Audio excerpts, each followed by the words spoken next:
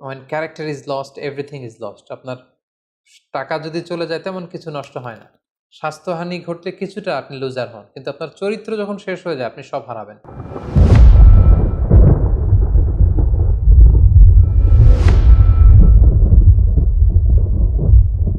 আসসালামু আলাইকুম ওয়া রাহমাতুল্লাহি ওয়া বারাকাতুহু। নাহমাদুহু ওয়া নুসাল্লি আলা রাসূলিহিল কারীম। আম্মা বা'দু ফাআউযু বিল্লাহি মিনাশ শাইতানির রাজীম। বিসমিল্লাহির রহমানির রহিম। সাইয়্যিদুনা ইউসুফ আলাইহিস সালাম কালামুল্লাহ মাজিদে বর্ণিত 25 জন নবীর মধ্য থেকে তিনি অন্যতম একজন নবী। সাইয়েদনা ইউসুফ আলাইহিস সালাম হচ্ছেন সাইয়েদনা ইয়াকুব আলাইহিস সালামের পুত্র। ওনার জন্ম হয় ইরাকের হাররানে, শৈশব কাটে কানাআনে এবং কৈশোর থেকে বাকি জীবন কাটে মিশরে। সাইয়েদনা ইউসুফ আলাইহিস সালাম অত্যন্ত সুশ্রী অবয়বের অধিকারী একজন মানুষ ছিলেন।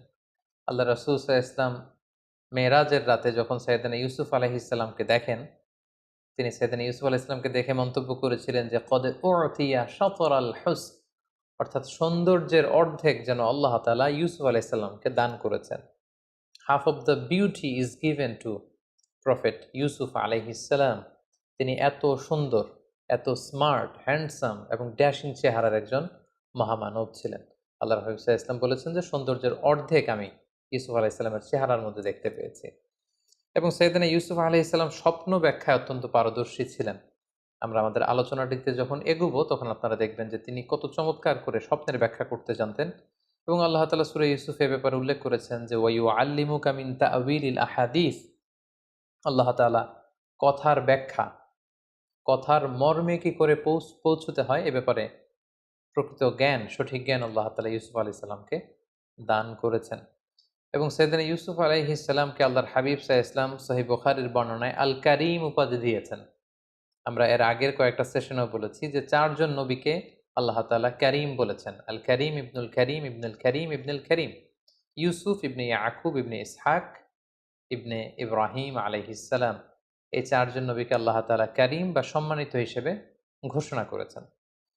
এবং আমরা এটাও জানি যে সাইয়েদনা ইউসুফ আলাইহিস সালামের ব্যাপারে কালামুল্লাহ মাজিদে একটি স্বতন্ত্র সূরা আল্লাহ তাআলা ডেডিকেট করেছেন। এটি হচ্ছে কোরআন আল কারীমের 12তম সূরা, সূরাতু ইউসুফ। এবং এ সূরায় আল্লাহ তাআলা ইউসুফ আলাইহিস সালামের জীবনে ঘটে যাওয়া চমৎকার ঘটনাগুলো খুব সুন্দরভাবে স্টেপ বাই স্টেপ, ধারাবাহিকভাবে, খুব গোছালোভাবে জীবন পরিক্রমাটা এখানে তিনি বর্ণনা করেছেন। এবং মজার ব্যাপার হচ্ছে সাইয়েদনা ইউসুফ আলাইহিস সালামের ঘটনা সূরা ইউসুফ ছাড়া কালামুল্লাহ মাজিদের কোনো সূরাতে আর আসেনি। এবং সমগ্র কোরআনে এই ঘটনা কোথাও আর পুনরাবৃত্তিও করা হয়নি। সাইয়েদনা ইউসুফ আলাইহিস সালামের ব্যাপারে কোরআন থেকে কেউ যদি ইনফরমেশন নিতে চায়, তাকে সরাসরি ডিরেক্টলি কালামুল্লাহ মাজিদের 12তম সূরা, সূরা ইউসুফ খুলতে হবে এবং 111টি আয়াত সম্বলিত এই পুরো সূরাটি পড়লেই সাইয়েদনা ইউসুফ আলাইহিস সালামের জীবন পরিক্রমা সম্পর্কে খুব সুন্দর ধারণা নেওয়া যাবে ইনশাআল্লাহ। এবং আল্লাহ তাআলা এই ঘটনাটাকে একটা গল্পের মতো করে, একটা উপাখ্যানের মতো করে, একটা স্টোরির মতো করে বর্ণনা করেছেন। এবং এটাকে আল্লাহ তাআলা বলেছেন আহসানুল কসস, দ্য বেস্ট অ্যামং স্টোরিজ। কোরআনের সর্বশ্রেষ্ঠ গল্প। একটা গল্প কতটা নান্দনিক হতে পারে, একটা স্টোরি কতটা আকর্ষণীয় হতে পারে, একটা ঘটনা কতটা হৃদয় ছোঁয়া হতে পারে, একটা ঘটনা পরিক্রমা কতটা সংগ্রামী হতে পারে, কতটা ছন্দময় হতে পারে, সূরা ইউসুফ না পড়লে সেটা বোঝার আসলে উপায় নেই। সূরা ইউসুফ হচ্ছে এর জ্বলজ্বন্ত প্রমাণ। আপনারা যদি খেয়াল করেন যে সাইয়েদনা ইউসুফ আলাইহিস সালামের জীবনের শুরুর দিকটা ছিল একেবারে সংকীর্ণ। ভাইয়ের অত্যাচারে তিনি ওনার জীবন যায় যায় ভাব, কুয়ায় ফেলে দেয়া হলো। কিন্তু সেখান থেকে কুয়া থেকে তুলে অন্ধকূপ থেকে আল্লাহ তাআলা রয়্যাল প্যালেসে, রাজপ্রাসাদে ইউসুফ আলাইহিস সালামকে আসীন করলেন। What a massive U turn! আপনি খেয়াল করলে দেখবেন যে চমৎকারভাবে কিভাবে আল্লাহ তাআলা এই অন্ধকূপ থেকে নিয়ে দাসত্ব থেকে রাজত্বের সিংহাসনে সাইয়েদনা ইউসুফ আলাইহিস সালামকে বসিয়েছেন। সুবহানাল্লাহি বিহামদিহি। সূরা ইউসুফ যদি আমরা খুব গভীরভাবে অধ্যয়ন করি, সাইয়েদনা ইউসুফ আলাইহিস সালামের জীবনের এই সবগুলো ব্যাপার আমাদের কাছে একেবারে স্পষ্ট হয়ে উঠবে। সম্মানিত শুধু এ পর্যায়ে আমরা সরাসরি সূরা ইউসুফ থেকে ইউসুফ আলাইহিস সালামের জীবনে ঘটে যাওয়া যে ঘটনাগুলো, ওনার জীবন পরিক্রমা, সেটা স্টেপ বাই স্টেপ জানার চেষ্টা করব। তার আগে আপনাদেরকে একটু বলে রাখি যে আমরা 2021 সালে রমাদান মাসে রিফ্লেকশনস ফ্রম সূরা ইউসুফ শিরোনামে 4 পর্বের একটি ধারাবাহিক লাইভ সিরিজ করেছি আমাদের পেজ মিজানুর রহমান আজহারি এই ফেসবুক পেজটিতে। সেখানে আমরা 4 ঘন্টা ব্যাপী এই 4টি পর্বে সাইয়েদেনা ইউসুফ আলাইহিসসালামের জীবনের সব ঘটনা আদ্যোপান্ত উল্লেখ করেছি। বিশেষ করে সরাসরি একেবারে ধরে ধরে সূরা ইউসুফের 111টি আয়াতের আমরা সেখানে সংক্ষিপ্ত তাফসির পেশ করেছি। তাই এই পর্বটিতে আমরা সেরকম বিস্তারিত আলোচনায় যেতে পারবো না, যেহেতু সূরা ইউসুফের প্রায় আয়াত সংখ্যা 111টি এবং এখন যে ঘটনা প্রবাহ, শুধু ঘটনার পর্বগুলো আমি আপনাদের সাথে শেয়ার করব। এগুলোর প্রত্যেকটির সাথেই কোরআনের আয়াতকে রেফার করা যেতে পারে এবং এটা যদি আমরা করতে যাই আমাদের এই পর্বটি অনেক বড় হয়ে যাবে। এজন্য আমরা ডিসক্রিপশন বক্সে সেই 4টি পর্বের লিঙ্ক আমরা দিয়ে দিব। আপনারা যারা খুব বিস্তারিত সূরা ইউসুফের তাফসীর শুনতে চান, ইউসুফ আলাইহিস সালামের জীবন সম্পর্কে জানতে চান, আপনারা ডিসক্রিপশন বক্স থেকে সেই 4টি পর্ব দেখে নিতে পারেন। সম্মানিত সুধী, আমরা এবার জানবার চেষ্টা করব যে কি ঘটেছিল সাইয়েদনা ইউসুফ আলাইহিস সালামের জীবনে এবং যেটাকে আল্লাহ তাআলা আহসানুল কসস, দ্য বেস্ট অ্যামং স্টোরিজ, যত ঘটনা হতে পারে, যত গল্প হতে পারে, এর মধ্যে সবচাইতে নান্দনিক, অসাধারণ, আনপ্যারালাল, এক্সট্রাঅর্ডিনারি স্টোরি বলে তিনি উল্লেখ করেছেন। আমরা তো কোরআনে মূসা আলাইহিস সালামের অনেক ঘটনা শুনেছি, আমরা আদম আলাইহিস সালামের ঘটনা শুনেছি, ইব্রাহিম আলাইহিস সালামের ঘটনা শুনেছি। কোন নবীর ঘটনাকে আল্লাহ তাআলা দ্য বেস্ট অ্যামং স্টোরিজ এই উপাধিতে ভূষিত করেননি, আহসানুল কসস বলেননি। শুধুমাত্র সূরা ইউসুফকে তিনি, ইউসুফ আলাইহিস সালামের ঘটনাকে তিনি সর্বশ্রেষ্ঠ কাহিনী বা ঘটনা বলে উল্লেখ করেছেন। কি ছিল সেই ঘটনার মধ্যে? আসুন আমরা সরাসরি সূরা ইউসুফ থেকে শুনি। তবে আগেই আমরা বলেছি এখানে কোনো আয়াত আমরা সাধারণত রেফার করব না, শুধু কি ঘটেছিল ধারাবাহিকভাবে স্টেপ বাই স্টেপ আমরা শুনে যাব। ইউসুফ আলাইহিস সালামের সূরা ইউসুফের ঘটনাটি শুরু হয়েছিল এভাবে যে ছোট্ট ইউসুফ শৈশবকালে তিনি একটি স্বপ্ন দেখেন যে 11টি তারা, চাঁদ আর সূর্য তাকে সেজদা করছে। খুব অদ্ভুত একটা স্বপ্ন দিয়ে সূরা ইউসুফের কথাবার্তা শুরু, যে তিনি স্বপ্নে দেখলেন 11টি তারা, চাঁদ, সূরজ তাকে সিজদা করছে। তিনি তার পিতা ইয়াকুব আলাইহিস সালামের কাছে স্বপ্নের কথা বললেন। ইয়াকুব আলাইহিস সালাম তাকে উপদেশ দিলেন যে ইউসুফ, এটা খুব চমৎকার স্বপ্ন, যেহেতু আমি নবী এবং আল্লাহ তাআলা আমাকে প্রমিস করেছেন যে আমার পরে তিনি নবুয়তের এই ধারাবাহিকতা অব্যাহত রাখবেন, সো তুমি নবী হওয়ার সম্ভাবনা আছে। এই সুন্দর স্বপ্ন তুমি কাউকে বলতে যেও না, বিশেষ করে তোমার ভাইদেরকে বলো না, তাহলে তারা ষড়যন্ত্র করতে পারে, তোমার প্রতি জেলাসি করতে পারে। এবং তিনি যে আশঙ্কা করেছিলেন সেটাই ঘটল। ভাইয়েরা ষড়যন্ত্র করলো, জেলাসি করলো এবং ভাইয়েরা ভাবলো ঘটনা কি, আব্বা শুধু ইউসুফকে এত ভালোবাসে, এত আদর করে কেন? এক কাজ করি, ইউসুফকে যদি দুনিয়া থেকে সরিয়ে দিতে পারি তাহলে আমাদের পথের কাঁটা একেবারে পরিষ্কার। আব্বা তখন আমাদেরকে ভালোবাসতে শুরু করবেন।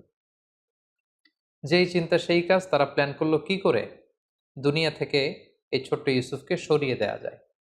তারা একদিন ইয়াকুব আলাইহিস সালামকে জোরাজুরি করলো যে বাবা, আপনি ইউসুফকে কেন আমাদের সাথে মাঠে পাঠান না? কারণ ইয়াকুব আলাইহিস সালামের 10 ছেলে, তারা পেশায় রাখাল ছিল, তারা মরুভূমিতে ছাগল, মেষ, দুম্বা এগুলো চড়াতো। তারা একদিন বায়না ধরলো যে বাবা, ইউসুফকে আপনি আমাদের সাথে কেন দেন না? আপনি কি আমাদেরকে ট্রাস্ট করেন না? আপনি ইউসুফকে আমাদের সাথে পাঠান, সে বনে বাদারে দৌড়াবে, সে জঙ্গলে দৌড়াবে, সে মরুভূমিতে লাফালাফি করবে, ছোটাছুটি করবে, ওর খুব ভালো লাগবে। বাবা, আপনি ইউসুফকে আমাদের সাথে পাঠান। ইয়াকুব আলাইহিস সালাম দিতে চাইলেন না। জোরাজুরি করে ইয়াকুব আলাইহিস সালামের 10 ছেলে ইউসুফ আলাইহিস সালামকে নিয়ে তারা রওনা হলেন এবং তারা যখন মরুভূমিতে ইউসুফ আলাইহিস সালামকে নিয়ে গেলেন, সেখানে অকথ্য অমানবিক নির্যাতন তারা ইউসুফ আলাইহিস সালামকে উপর তারা করে এবং এক পর্যায়ে তাকে হত্যার জন্য উদ্ধত হয়। কিন্তু 10 ভাইয়ের এক ভাই ছিল অত্যন্ত দয়া পরবশ। সে বললো যে না, ইউসুফকে হত্যা করো না, এক কাজ করো, তাকে কুয়ায় ফেলে দাও। এই কুয়ার পাশ দিয়ে অনেক ক্যারাভ্যান, অনেক কাফেলা যায়, কাফেলার কেউ না কেউ তাকে কুয়া থেকে তুলে নিয়ে যাবে। ইউসুফের এই ঝামেলা থেকেও আমরা মুক্ত হব, বাবার ভালোবাসাও আমরা পাবো। তারা সেটাই করলো, কুয়াতে ইউসুফ আলাইহিস সালামকে নিক্ষেপ করলো। আর সেদিন রাতে এসে কান্নার ভান করে তারা মিথ্যা গল্প বানালো আর বলল যে বাবা, সবাই একসাথে এসে কান্না জুড়ে দিল যে বাবা, আমরা খেলাধুলা করছিলাম, হঠাৎ একটা নেকড়ে বাঘ এসে ইউসুফকে খেয়ে ফেলেছে, ফাকালাহ দ্বীপ। এই দেখেন যে ইউসুফের গায়ের জামা, বেসিক্যালি তারা একটি ছাগল জবাই করে ওই ছাগলের রক্ত ইউসুফের জামার মধ্যে লাগিয়ে একটা মিথ্যা ফেব্রিকেটেড স্টোরি তারা বানিয়েছে।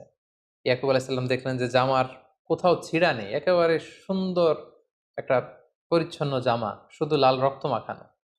তিনি বললেন যে আমার ইউসুফকে খেয়ে ফেললো, কিন্তু ইউসুফের জামায় একটা আঁচড় দিল না, এটা কেমন নেকড়ে বাঘ? তিনি বিশ্বাস করলেন না। বললেন যে এটা তোমরা বানিয়ে বলছো গল্প। তবে তিনি এতটা দৃঢ় মনোবলের মানুষ ছিলেন, তিনি বললেন ফাসবরুন জামিল, তোমরা মিথ্যা কথা বলছো, তবে আমি আল্লাহর উপর ধৈর্য ধারণ করলাম, আমার আল্লাহ আমার ইউসুফকে ভালো রাখবে। এবং ইউসুফ আলাইহিসসালামকে যখন কুয়ায় ফেলে দেওয়া হলো, সেদিনা জিবরাইল আলাইহিসসালাম যে ওনাকে আশ্বস্ত করলেন যে Yusuf, Allah is with you, don't worry about it, কোনো চিন্তা নেই, টেনশন নেই, জাস্ট তুমি ধৈর্য ধারণ করো। ঠিকই তার পরের দিনে কাফেলা যাচ্ছিল, তৃষ্ণার্ত কাফেলা, পানির জন্য বালতি নামিয়ে দিল কুয়ায়। জিবরাইল আলাইহিসসালাম বললেন বালতিতে উঠে বসো। ইউসুফ আলাইহিসসালাম উঠে বসলেন, বালতি টেনে তোলা হলো। তারা তো ইয়া বুশরা হাযা গোলাম, অবাক হয়ে বলতেছে এত সুন্দর একটা ছোট্ট ছেলে আসলো কোত্থেকে এই কুয়ার মধ্যে। কাফেলার যিনি প্রধান সে বলল যে বেশি কথা বলো না, একে কাফেলাতে লুকিয়ে ফেলো, আমরা মিশরের বাজারে, একটা বাজার আছে যেখানে দাস কেনা বেচা হয়, ওখানে এই ছেলেকে বিক্রি করলে অনেক টাকা পাওয়া যাবে, অনেক সুশ্রী, প্রিন্সের মতো চেহারা, তাকে ওখানে বেচে দিব। সেদিন ইউসুফ আলাইহিসসালামকে নিয়ে যাওয়া হলো, নিয়ে মিশরের দাস কেনাবেচা হয় এরকম একটি বাজারে বিক্রি করে দেয়া হলো। এবং কাকতালীয়ভাবে ওনাকে কিনতে আসলো মিশরের তৎকালীন গভর্নর, যাকে কোরআনে বলা হয়েছে আজিজ এ মেসর। তিনি অনেক টাকা দিয়ে ইউসুফ আলাইহিসসালামকে কিনে নিলেন, কিনে রাজপ্রাসাদে নিয়ে গেলেন। সুবহানাল্লাহ, ভাইয়েরা ফেললো কুয়াতে, আল্লাহ তাআলা ওনাকে রাজপ্রাসাদে একটা এন্ট্রি নেয়ার ব্যবস্থা করে দিলেন। সেখানে তিনি রাজপ্রাসাদে বড় হতে লাগলেন। ওনার শৈশবটা ঠিক এভাবে সূরা ইউসুফে বর্ণিত হয়েছে। এবার যদি আমরা ওনার কৈশোর বা ইয়ুথ টাইম, যৌবনকালের দিকে আমরা যদি মুভ করি, তাহলে দেখব যে তিনি রাজপ্রাসাদে বড় হতে লাগলেন। ইজিপ্টের গভর্নর ইউসুফ আলাইহিসসালামকে নিয়ে তার স্ত্রী জুলাইখার কাছে দিয়ে বলল, এই ছেলেটাকে চলো আমরা দত্তক হিসেবে নেই, আমাদের তো আল্লাহ তো কোনো ছেলে মেয়ে দেয়নি, সেই হয়তো আমাদের ছেলের মতো থাকতে পারবে, তাকে নাও, তাকে বড় করো। এবং আল্লাহ তাআলার মেহেরবানিতে রয়্যাল প্যালেসে রাজকীয় একটা পরিবেশের মধ্যে দিয়ে ইউসুফ আলাইহিসসালাম বড় হতে লাগলেন। এবং সেখানে তিনি কৈশোর পেরিয়ে যৌবনে পদার্পণ করলেন। আল্লাহ তাআলা ওই রাজপ্রাসাদে ওনাকে নবী হিসেবে অ্যাসাইন করলেন। তারপর ঘটনা একটু ভিন্ন দিকে মোড় নেয়। সাইয়েদানা ইউসুফ আলাইহিসসালাম যখন যৌবনে পদার্পণ করলেন, আমরা বলেছি যে কদ উতিয়া শাতরাল হুসন, half of the beauty is given to him. তার মতো সুন্দর তাবৎ দুনিয়ায় ওই সময় কোনো মানুষ আর দ্বিতীয়টি ছিল না। এতটা ড্যাশিং চেহারার, এতটা স্মার্ট চেহারার, এতটা সুদর্শন কোনো মানুষ পৃথিবীর কেউ কখনো দেখেনি। সো ওনার যৌবনের এই সৌন্দর্য দেখে যে জুলাইখা তাকে নিজের ছেলের মতো পালতে পেলে পেলে বড় করছিল, সে জুলাইখা নিজেই তার প্রেমে হাবুডুবু খেতে শুরু করলো। এবং এক পর্যায়ে জুলাইখা সাইয়েদানা ইউসুফ আলাইহিসসালামকে কুপ্রস্তাব দিল, প্রেমের প্রস্তাব, কুপ্রস্তাব। এবং ইউসুফ আলাইহিসসালাম এটা প্রত্যাখ্যান করলেন। তিনি বললেন, কিভাবে এটা সম্ভব? আমি আপনাকে মায়ের চোখে দেখি, মায়ের মতো দেখি, আপনি আমাকে মায়ের আদরে বড় করেছেন, এখন কিভাবে আপনার স্বামী থাকা অবস্থায় আপনি পাপের প্রস্তাব আমাকে করতে পারছেন? ইউসুফ আলাইহিসসালাম প্রত্যাখ্যান করলেন। জুলাইখার ডাকে তিনি সাড়া দিলেন না। কিন্তু জুলাইখা নাছোড় বান্দা, যে কোনো মূল্যেই তিনি তার ডিজায়ারকে ইউসুফের মাধ্যমে ফুলফিল করতে চান। আমি খুব, to make the long story very short, খুব সংক্ষেপে আমি বলছি যে একদিন গভীর রাতে জুলাইখা ইউসুফ আলাইহিসসালামকে একটা খাওয়াসুল খাওয়াস, একটা স্পেশাল চেম্বারে ডেকে পাঠালেন। এবং যাকে দিয়ে ডাকিয়ে আনলেন তাকে বললেন যে এই চেম্বারে ঢুকতে 7টা দরজা পেরোতে হয়, প্রত্যেকটা দরজায় বড় বড় তালা লাগিয়ে দিবে যাতে করে ইউসুফ বেরোতে না পারে। ইউসুফ আলাইহিসসালাম সেখানে ঢুকলেন, 7টা দরজায় তালা লাগিয়ে দেওয়া হলো। এবার জুলাইখা আবারও প্রেম নিবেদন করলো। ইউসুফ আলাইহিসসালাম প্রত্যাখ্যান করলেন, নানাভাবে ফুসলাতে লাগলো। সেদিন ইউসুফ আলাইহিসসালাম প্রত্যাখ্যান করলেন। তারপরে জোরাজুরি যখন শুরু করলো জুলাইখা, তখন আল্লাহ তাআলার আদেশে জিবরাইল আলাইহিসসালাম বললেন যে হে ইউসুফ, তুমি যদি ঈমান বাঁচাতে চাও তাহলে দৌড়াও। ইউসুফ আলাইহিসসালাম দেখলেন যে তালা লাগানো। তিনি কাল বিলম্ব না করে আল্লাহর নামে দৌড়াতে শুরু করলেন। কিন্তু খুব অবাকভাবে তিনি যখন দরজার সামনে আসলেন, মুহূর্তের মধ্যে দরজার তালা খুলে যেতে লাগলো। 1 2 3 4 5 6 এভাবে 60টি দরজার বড় বড় তালা খুলে গেল। এবং পেছন থেকে জুলাইখাও ইউসুফ আলাইহিসসালামকে ধরবার জন্য দৌড়াতে লাগলো। সাইয়েদানা ইউসুফ আলাইহিসসালাম দৌড়াচ্ছেন বাঁচার জন্য, জুলাইখা দৌড়াচ্ছে ইউসুফ আলাইহিসসালামকে পাওয়ার জন্য। দৌড়াতে দৌড়াতে 7ম দরজার কাছে যখন জুলাইখা চলে আসলো, ইউসুফ চলে আসলো, জুলাইখা ইউসুফ আলাইহিসসালামের জামার পেছনে ধরে টান মারলো। সেই টানের চোটে সাইয়েদানা ইউসুফ আলাইহিসসালামের জামার পেছনের কিছু অংশ ছিঁড়ে গেল। ইন দ্য মিন টাইম 7ম দরজারও তালা খুলে গেল। হঠাৎ তারা দুজন দেখতে পেল যে আজিজ মেসের দাঁড়িয়ে আছেন, অর্থাৎ জুলাইখার স্বামী। কি এক অদ্ভুত বিব্রতকর পরিস্থিতি। আইজি মেসের দেখলেন যে ইউসুফ আলাইহিসসালাম হাঁপাচ্ছেন, জুলাইখা হাঁপাচ্ছে, তার পোশাক আশাকের অবস্থা খুব একটা সুন্দর না। তখন তিনি বললেন, আসলে তোমাদের মাঝে কি ঘটেছে এই মাঝরাতে? আমাকে সত্য কথা কেউ বলো। কেউ না কেউ মুখ খোলো, বলো আমাকে কি ঘটেছে এবং সত্য কথা বলো। তখন জুলাইখা আগ বাড়িয়ে সামনে যে একটা মিথ্যা গল্প সাজালো। সে বলতে আরম্ভ করলো যে নিজের ছেলের মতো করে যাকে বড় করেছে সে আজ গভীর রাতে আমার রুমে হানা দিয়েছে আমার শ্লীলতা হানির জন্য, আমার ইজ্জত নষ্ট করবার জন্য, আমার শ্লীলতা হানির জন্য সে আমার ঘরে জোর করে হানা দিয়েছে, তার বিচার করুন। আইজ মেশর অত্যন্ত ক্ষিপ্ত হলেন। তিনি বললেন, এখানেই বিচার হবে তোমার, তবে তোমার মন্তব্য বা কথাও আমি শুনতে চাই। তোমার কি কিছু বলার আছে ইউসুফ? তোমার কি কোনো সাক্ষী আছে? ইউসুফ আলাইসাল্লাম বললেন, হ্যাঁ আছে। সাইয়েদনা জিব্রাইল বললেন, আপনি বলেন যে আপনার সাক্ষী আছে। কে সাক্ষী? ইউসুফ আলাইসাল্লাম বললেন, এই সাক্ষী আমার পক্ষের কোনো লোক নয়। রাজপ্রাসাদে এই জুলাইখার এক আত্মীয়া থাকে, তার একটা ছোট্ট মেয়ে দুধ খায়, দুধের বাচ্চা, তার মুখে এখনো বোল ফোটেনি, কথা ফোটেনি, সেই ছোট্ট মেয়ে আমার পক্ষে সাক্ষ্য দিবে। আইজিমেশর আবার রেগে গেলেন। তিনি বললেন, তুমি কি আমার সাথে ঠাট্টা করছো? ছোট্ট বাচ্চা কি করে সাক্ষ্য দিবে? ইউসুফ আলাইসাল্লাম বললেন, হ্যাঁ সে বাচ্চাই সাক্ষ্য দিবে। কি অদ্ভুত ব্যাপার! ঠিকই আল্লাহ তাআলা সেই ছোট্ট বাচ্চার সাক্ষ্যের মাধ্যমে প্রমাণ করলেন যে ইউসুফ আলাইসাল্লাম নির্দোষ ছিলেন। এই পৃথিবীতে ৩টা বাচ্চা দুধের শিশু মায়ের কোলে বসে প্রাপ্তবয়স্কদের মতো কথা বলেছে। এক হচ্ছে জুরাইজ নামে এক আল্লাহর ওয়ালি ছিল, যার নিষ্কলুষতা প্রমাণ করবার জন্য একটা ছোট্ট বাচ্চা আল্লাহ তার মুখে কথা বলার সুযোগ দিয়েছিলেন। দ্বিতীয় হচ্ছে ঈসা আলাইহিসসালাম, মারিয়াম আলাইহিসসালামের কোলে বসে তিনি প্রাপ্তবয়স্ক মানুষের মতো কথা বলেছিলেন। তৃতীয় হচ্ছে এই ছোট্ট মেয়েটি, তাকে যখন জিজ্ঞেস করা হলো যে কে দোষী, তখন ছোট্ট মেয়েটি বলল যে হে আজিজে মেসের, আপনি ইউসুফ আলাইসাল্লামের জামাটা একটু চেক করুন। ইউসুফের জামার সামনের দিক থেকে যদি ছেঁড়া হয় তাহলে ইউসুফ অপরাধী, পেছন দিক দিয়ে ছেঁড়া হলে জুলাইখা অপরাধী। এবং আমরা ইতিমধ্যে শুনেছি যে ইউসুফকে ধরার জন্য জুলাইখা যখন পেছন থেকে টানা হেঁচড়া করছিল, তখন ইউসুফ আলাইসাল্লামের জামার পেছন দিক দিয়ে ছিঁড়ে গিয়েছিল। আইজে মেসের চেক করে দেখলেন যে ইউসুফের জামার সামনের দিকে তো একেবারে পরিচ্ছন্ন, কোনো ছেঁড়াফাড়া নেই, কিন্তু ঠিকই ইউসুফ আলাইসাল্লামের জামার পেছন দিক দিয়ে ছেঁড়া। এবং এটা সবার সামনে এটা প্রমাণিত হয়ে গেল যে ইউসুফ আলাইসাল্লাম এখানে নির্দোষ ছিলেন, প্রকৃত দোষী হচ্ছে জুলাইখা।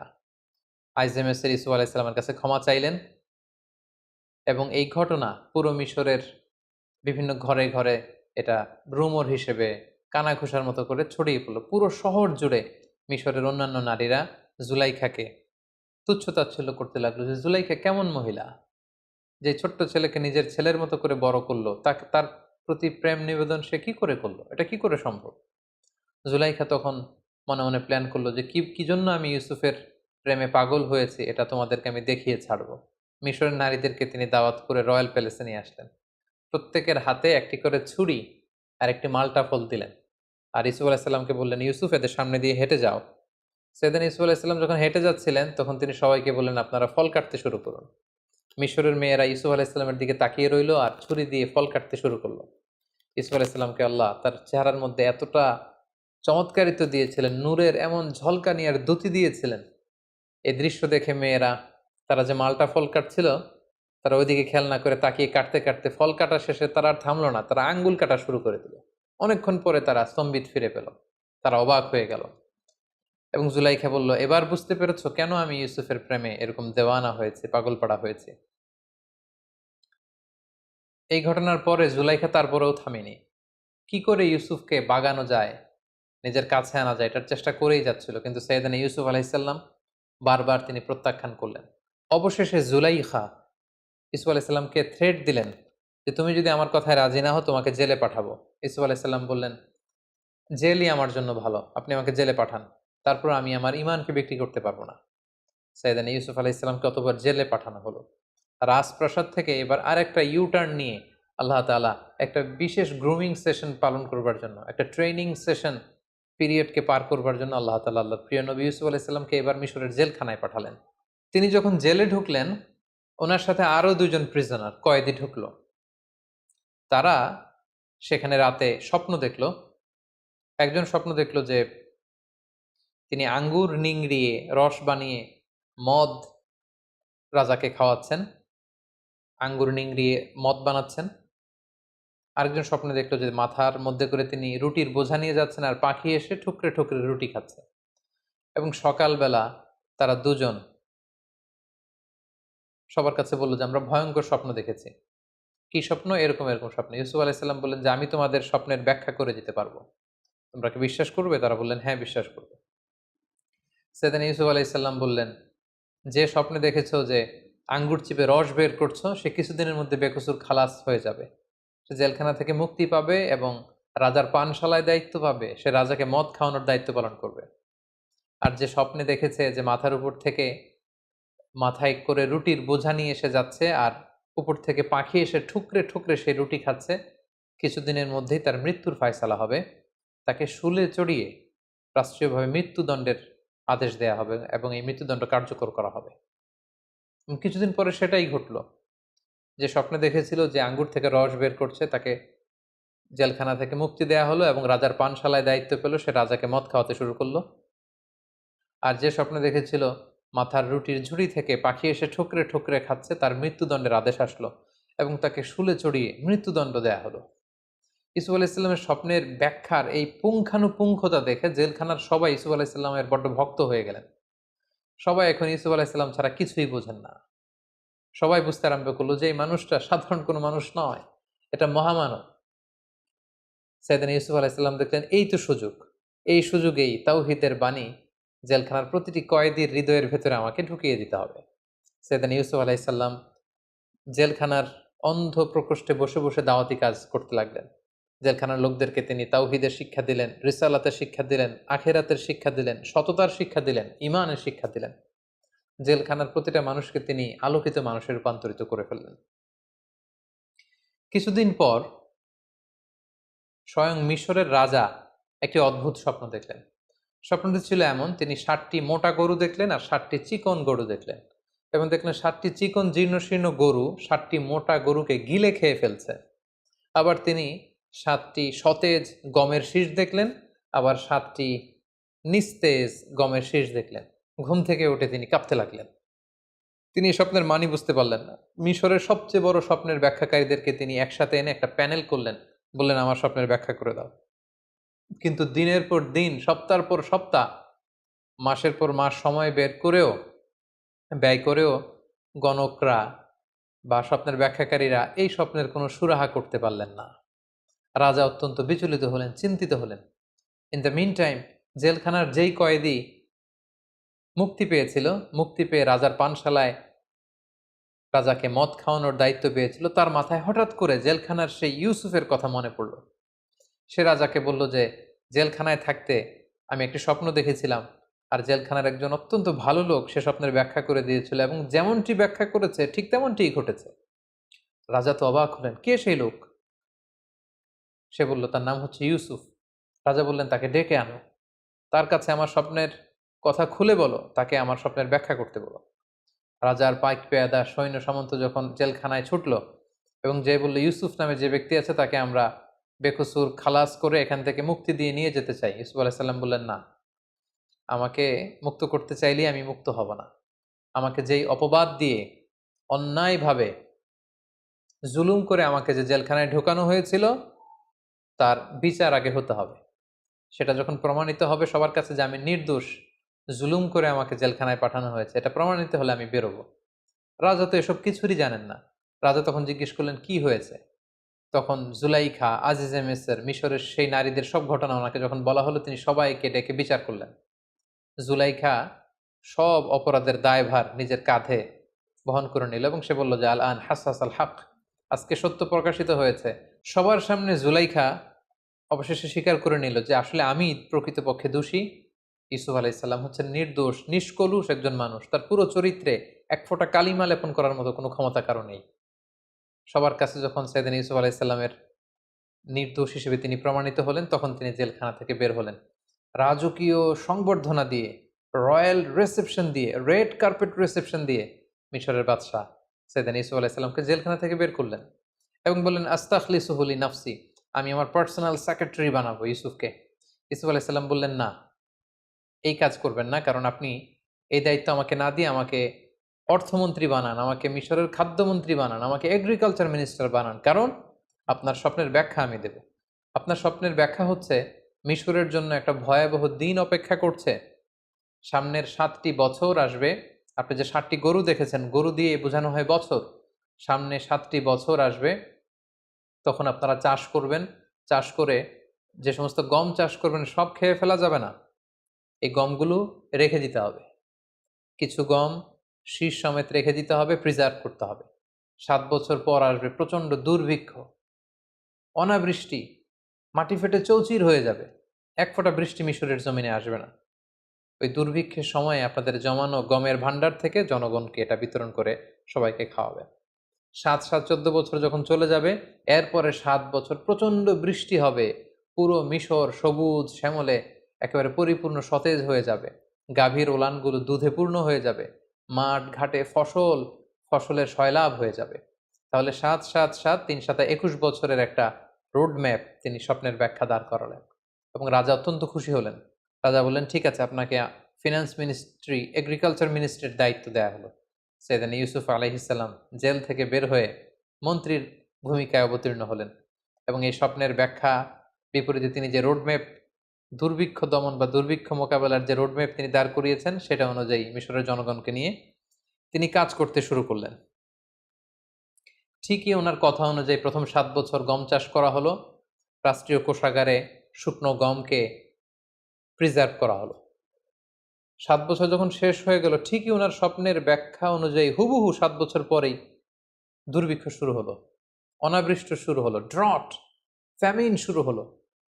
পুরো মিশর জুড়ে অনাবৃষ্টি, এক ফোঁটা বৃষ্টি নাই, পানি নাই, নীল নদের পানি শুকিয়ে যেতে লাগলো, না খেয়ে মানুষ মরবার মতো অবস্থা।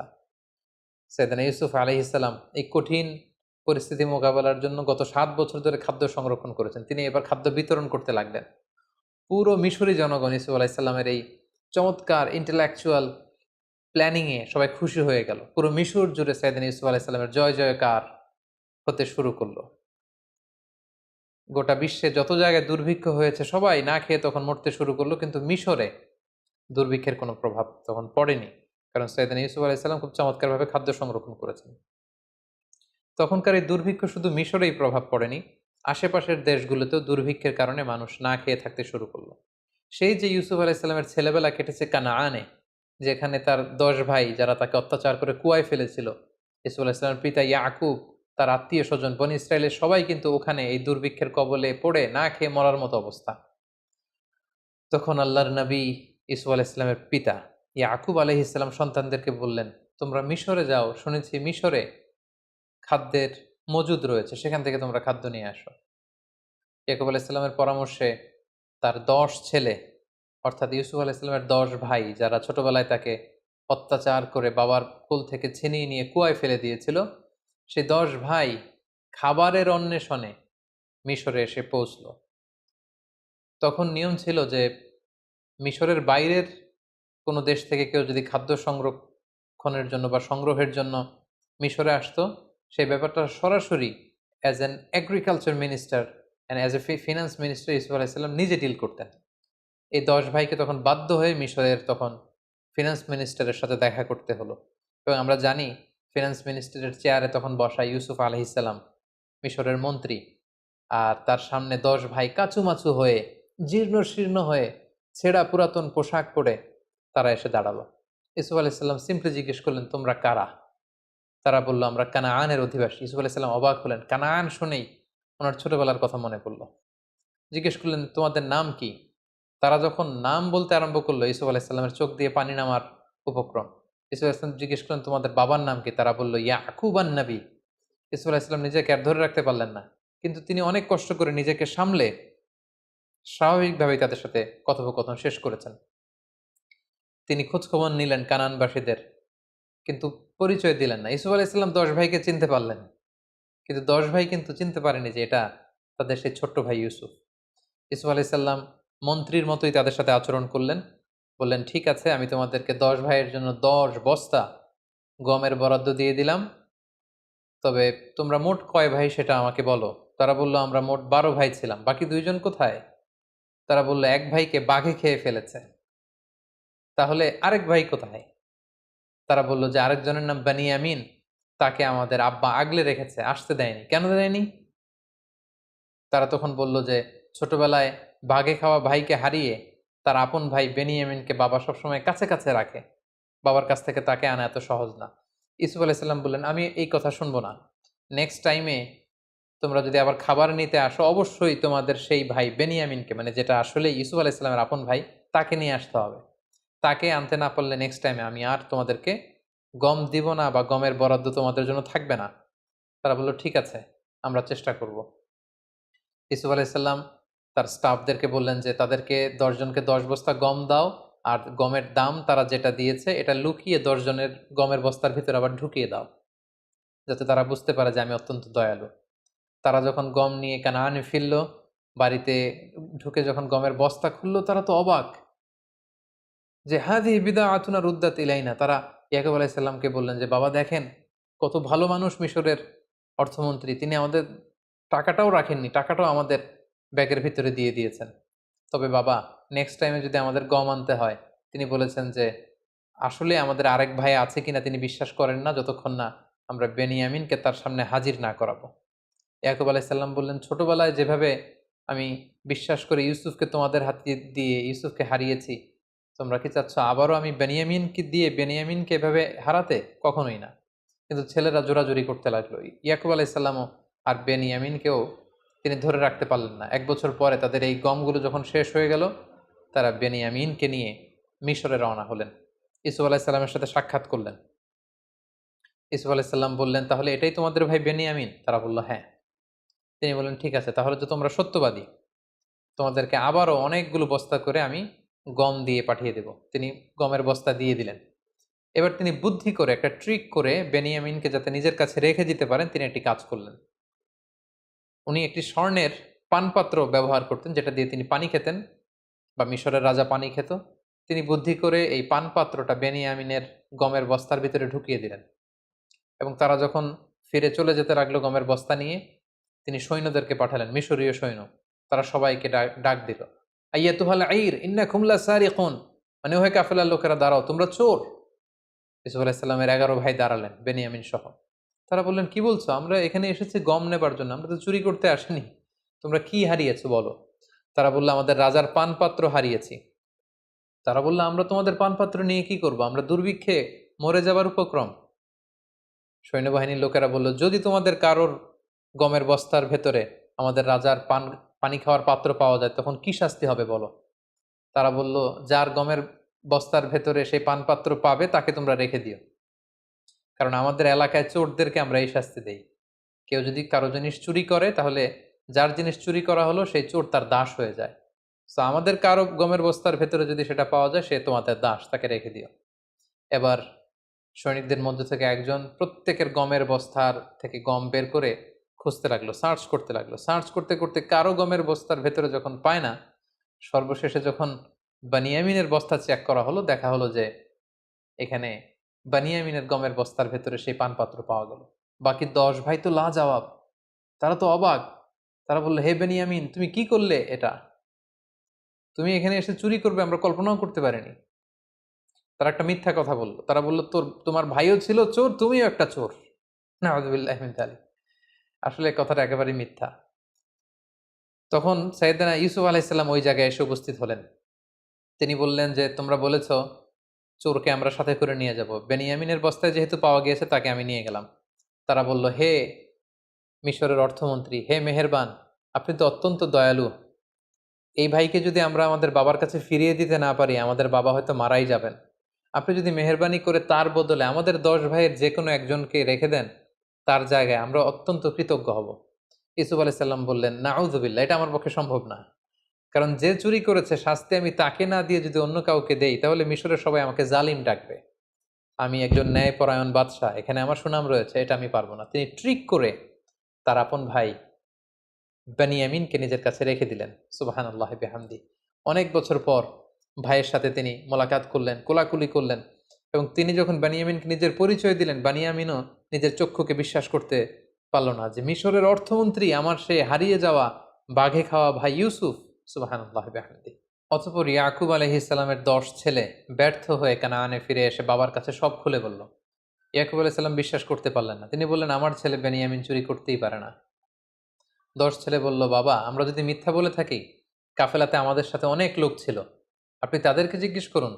তারা আমাদের সামনে দাঁড়িয়ে দাঁড়িয়ে দৃশ্য দেখেছে যে বেনিয়ামিনের ব্যাগ থেকেই সেই পানপাত্র পাওয়া গিয়েছে। ইয়াকুব আলাইহিস সালাম এবার আরো মর্মাহত হলেন, আরো দুঃখিত হলেন। তিনি ভেঙে পড়লেন একেবারে মানসিকভাবে। এতদিন ইউসুফকে হারানোর কষ্ট, এবার ইউসুফের ভাই বেনিয়ামিনকে হারানোর কষ্ট। কাঁদতে কাঁদতে উনি অন্ধ হয়ে গেলেন। তারপর আশা হারালেন না, বললেন, বাবারা তোমরা আবার মিশরে যাও, আবার সেই অর্থমন্ত্রীকে অনুরোধ করো, আমার মন বলছে যে তোমরা ইউসুফ এবং বেনিয়ামিন দুজনকেই খুঁজে পাবে। 10 ভাই এবার আবার অর্থমন্ত্রীর কাছে যে ইয়াকুব আলাইহিসসালামের পক্ষ থেকে একটা চিঠি দিল যে, হে অর্থমন্ত্রী, আপনি পড়ে দেখুন আমার বাবা কি লিখেছে, আমাদের বাবা।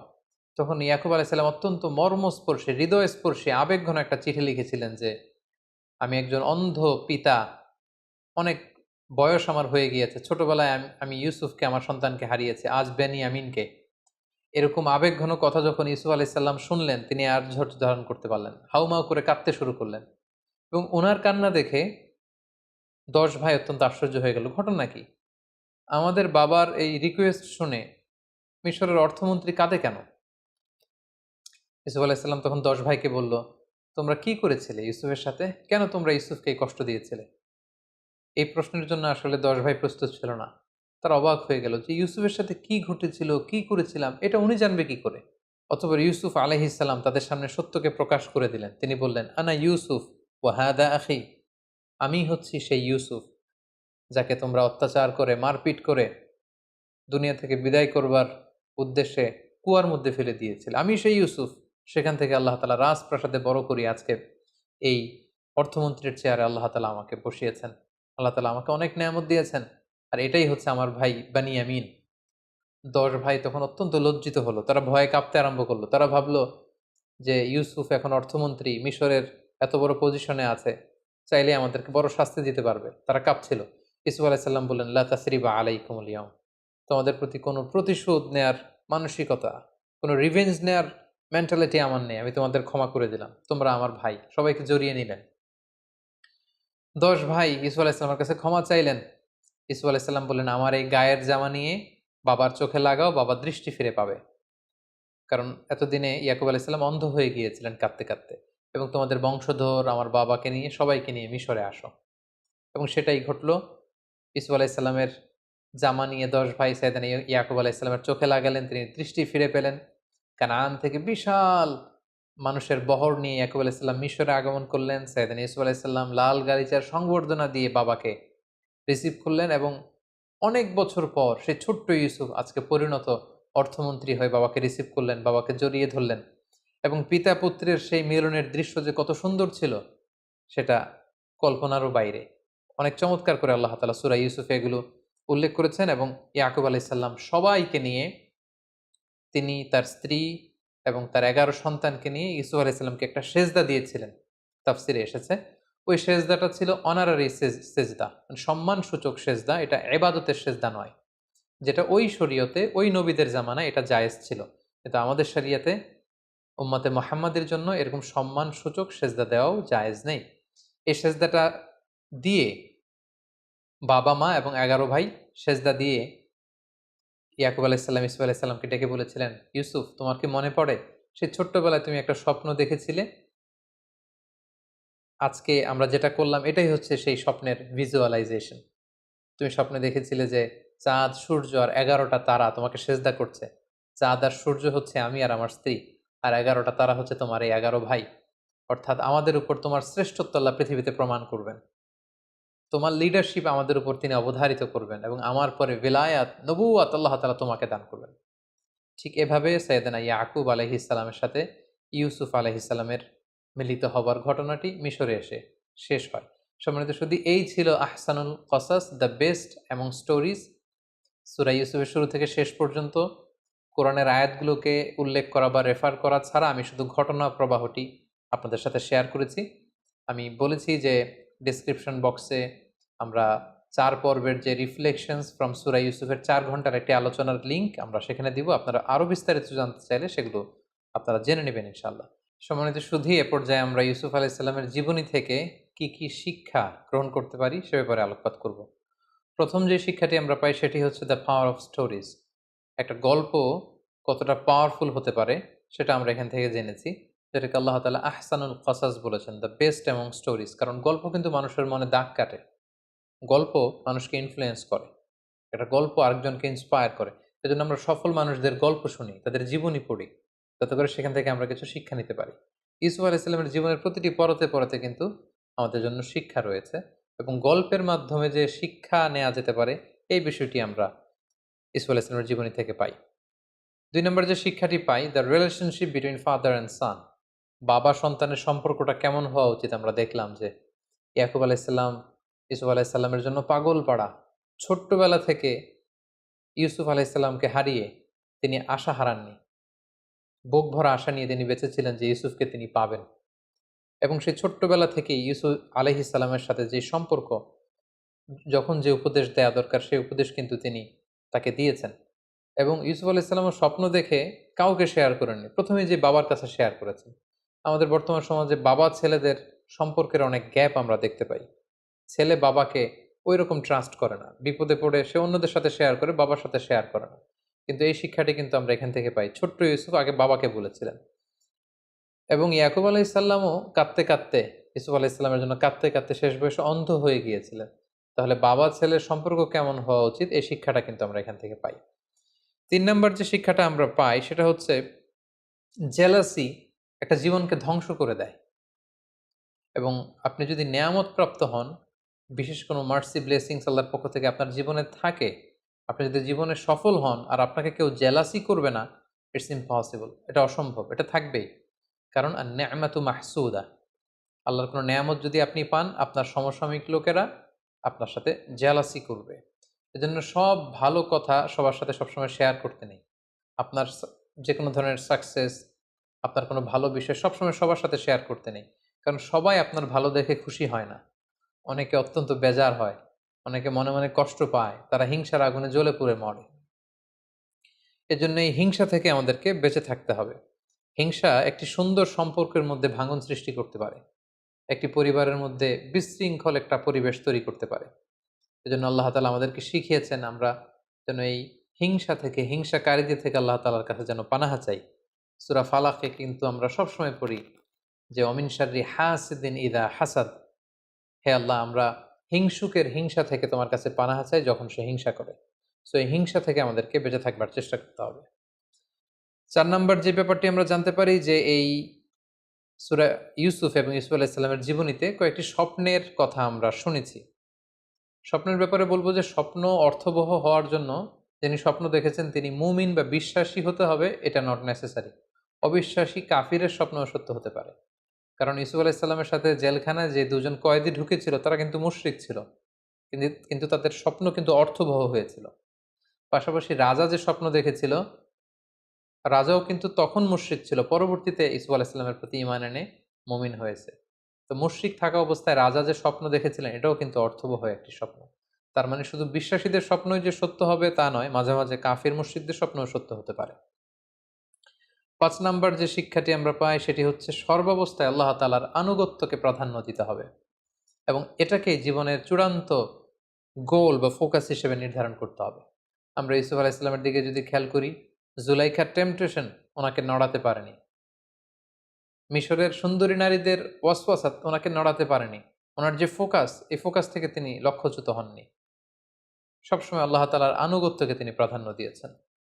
৬ নম্বর যে ব্যাপারটি আমরা ইউসুফ আলাইহিস সালামের জীবনী থেকে শিখতে পারি সেটা হচ্ছে মেইনটেইনিং দ্য গুড ক্যারেক্টার।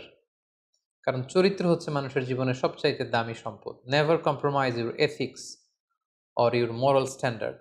আপনি যদি আপনার মোরালিটি, আপনার এথিক্স যদি আপনি কম্প্রোমাইজ করেন তাহলে সব শেষ। আমরা দেখব যে ইউসুফ আলাইহিস সালাম ওনার চরিত্রকে নষ্ট হতে তিনি দেননি। কারণ আমরা জানি যে when character is lost everything is lost। আপনার টাকা যদি চলে যায় তেমন কিছু নষ্ট হয় না। স্বাস্থ্যহানি ঘটলে কিছুটা আপনি লুজার হন, কিন্তু আপনার চরিত্র যখন শেষ হয়ে যায় আপনি সব হারাবেন। সো আমরা যেন আমাদের চরিত্রকে সবসময় নিষ্কলুষ রাখতে পারি, এই চেষ্টাটুকুন বিশেষ করে যুবকদের করতে হবে। ৭ নাম্বার যে শিক্ষাটুকুন পাই সেটা হচ্ছে দাওয়া could be done any place in the world, even in the jail. একজন দাঈ ইলাল্লাহ তার কোনো বিশেষ স্পেশাল প্লেস লাগে না, যে কোনো জায়গায় তিনি দাওয়া দিতে পারেন। রাস্তায় স্ট্রিট দাওয়া, ঘরে ফ্যামিলি দাওয়া, মসজিদে মস্ক দাওয়া, জেলখানার ভিতরেও তিনি দাওয়া কাজ করতে পারেন, যেটা আমরা দেখেছি ইউসুফ আলাইহিস সালামের জীবনীতে। একজন দাঈর জন্য দাওয়াতি কাজের ক্ষেত্রে সারা দুনিয়া খোলা। If one door is close, other doors are open. একটা দরজা যদি বন্ধ হয়ে যায় আরো অনেক দরজা খোলা রয়েছে। আব্দুল্লাহ ওয়াসিআ, আরো অনেক সুযোগ রয়েছে, আরো অনেক প্ল্যাটফর্ম রয়েছে কোরআনের কথাকে ছড়িয়ে দেবার। সো দাওয়া কাজ সব জায়গায় চলতে পারে। ৮ নম্বরে আমরা যেটা জানলাম, নিজের যোগ্যতা অনুযায়ী জায়গা করে নিতে হবে। আপনি যদি কোনো একটা সেক্টরে আপনি এক্সপার্ট হয়ে থাকেন, সেখানে আপনি কাজ না করে অন্য সেক্টরের কাজ করলে আপনি খুব বেশি কন্ট্রিবিউট করতে পারবেন না। যেটা আমরা ইউসুফ আলাইহিস সালামের এই ঘটনা থেকে দেখি যে রাজা যখন তাকে বের করে এনে পার্সোনাল সেক্রেটারি বানাতে চাইল, তিনি বললেন, না, it's not my place. Secretary হয়ে আমি তেমন কিছু করতে পারবো না। আপনি আমাকে এই যে আলনি আলা খাজাইনিল আরদ, আপনি জমি জমা দেখাশোনা, এগ্রিকালচার মিনিস্ট্রির দায়িত্ব আমাকে দেন, ফিনান্স মিনিস্ট্রির দায়িত্ব আমাকে দেন, তাহলে আসন্ন যে দুর্ভিক্ষ সেটাকে আমি কন্ট্রোল করতে পারবো। সো মাঝে মাঝে নিজের ঢোল নিজেকে পেটাতে হয়। কোন জায়গায় গেলে আপনি ভালো করতে পারবেন এটা অনেক সময় জানান দিতে হয়, যেটা ইসুফ আলাইহিস সালাম করেছিলেন। ফলে মেধা ও যোগ্যতার মূল্যায়ন করে মেরিটোক্রেসির প্র্যাকটিস যদি আমরা করতে পারি, নিঃসন্দেহে তাকে দিয়ে অনেক কাজ করানো যাবে। ৯ নম্বর যে শিক্ষাটা আমরা পাই সেটা হচ্ছে রিসোর্স ম্যানেজমেন্ট এবং মাস্টার প্ল্যানিং। আমরা দেখেছি যে সামান্য কিছু সম্পদ, এগুলো সুষম বন্টন, পরিকল্পনা এবং তার বাস্তবায়নের মধ্য দিয়ে অনেক বড় ধরনের ডিজাস্টার বা দুর্যোগকে কিন্তু মোকাবেলা করা যায়। মিশরে নতুন কিছু করা হয়েছে এমনটা না। সেই দুর্যোগ মোকাবেলার জন্য কেবলমাত্র একটা রিসোর্স ম্যানেজমেন্ট ইসুফ আলাইহিস সালাম গড়ে তুলেছিলেন।